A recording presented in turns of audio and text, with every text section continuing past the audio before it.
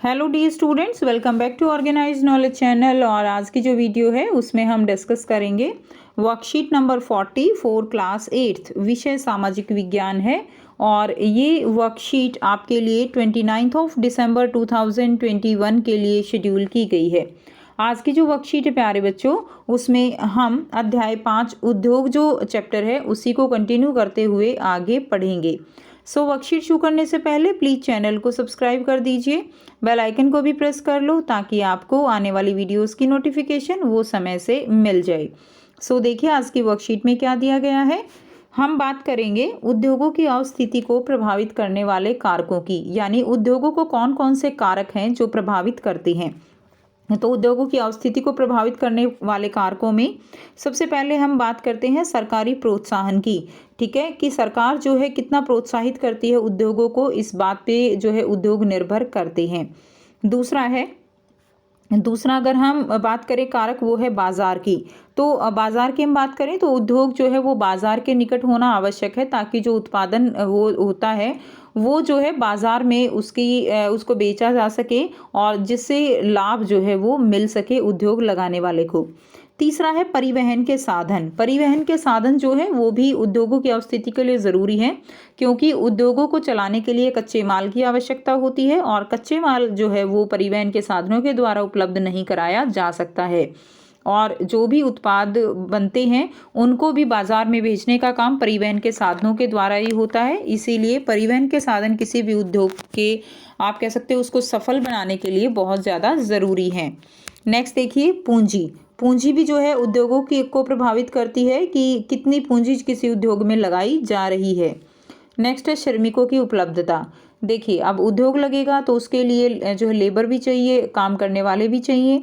तो इसीलिए अगर आसपास कोई भी इस तरह के काम करने वाले लोग नहीं हैं तो वहाँ पे उद्योग जो है वो अवश्य ही प्रभावित होगा।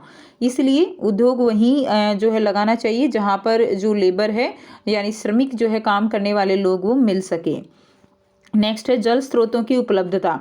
तो फैक्ट्रीज़ में मशीनों के लिए काम करने के लिए जल की पर्याप्त मात्रा चाहिए, डिपेंड करेगा कि किस तरह का उद्योग है। तो इसीलिए उसी के अनुसार जल स्रोत की उपलब्धता होना भी आवश्यक है। नेक्स्ट है उपयुक्त भूमि। तो जो है उद्योगों के लिए उपयुक्त भूमि, ये भी आप कह सकते हो कि ज़रूरी है। वहाँ की जलवायु कैसी है उसके वो भी बहुत ज़्यादा निर्भर करता है कि वहाँ पर उद्योग किस तरह का है और किस तरह की जलवायु वहाँ की है। नेक्स्ट है कच्चे माल की उपलब्धता।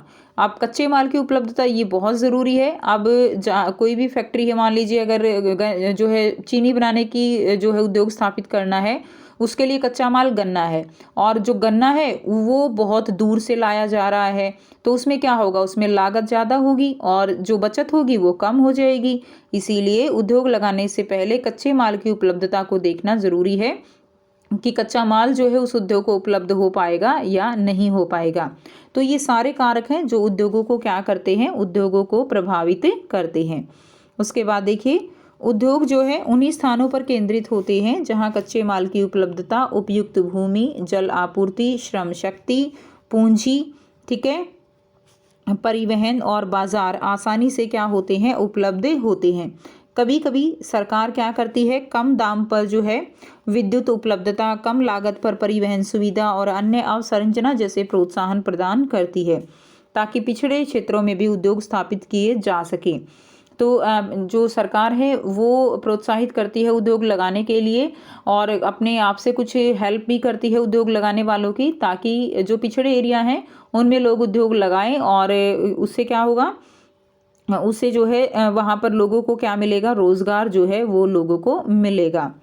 उसके बाद देखिए इस औद्योगिकीकरण से रोजगार में वृद्धि के साथ साथ नगरों और शहरों का विकास एवं वृद्धि भी होती है।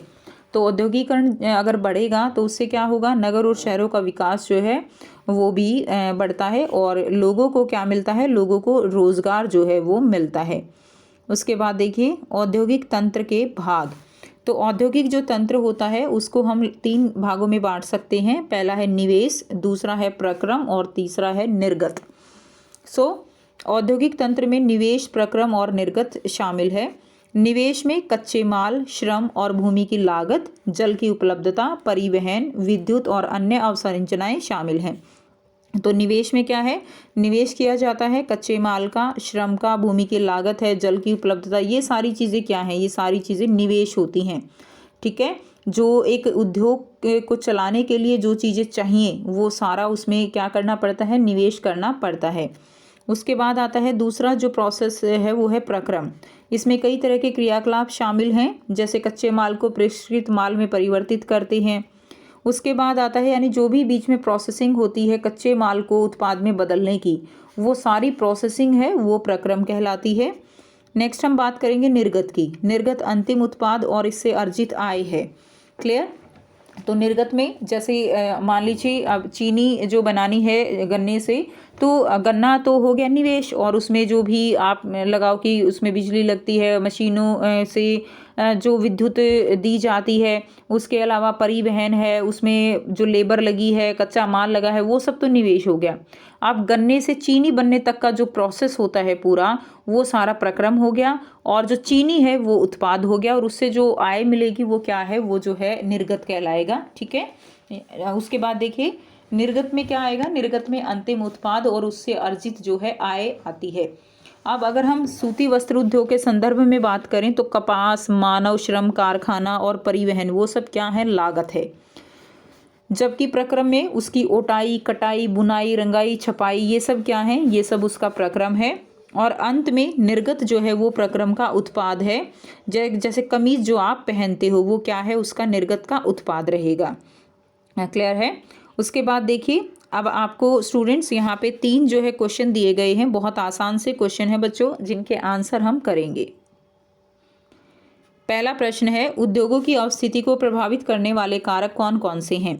तो उद्योगों की अवस्थिति को प्रभावित करने वाले कारक हैं, नंबर 1 सरकारी प्रोत्साहन, नंबर 2 बाजार, नंबर 3 परिवहन के साधन, नंबर 4 है पूंजी, नंबर 5 रहेगा श्रमिकों की उपलब्धता, नंबर 6 है कच्चे माल की उपलब्धता। ठीक है, उपयुक्त भूमि भी आप लिख सकते हो, नंबर 7 करके लिख दीजिए उपयुक्त भूमि। क्लियर। उसके बाद देखिए सेकंड जो क्वेश्चन है, औद्योगिक तंत्र से आप क्या समझते हैं। तो औद्योगिक प्रणाली इनपुट, विधि और आउटपुट से मिलकर बनी होती है।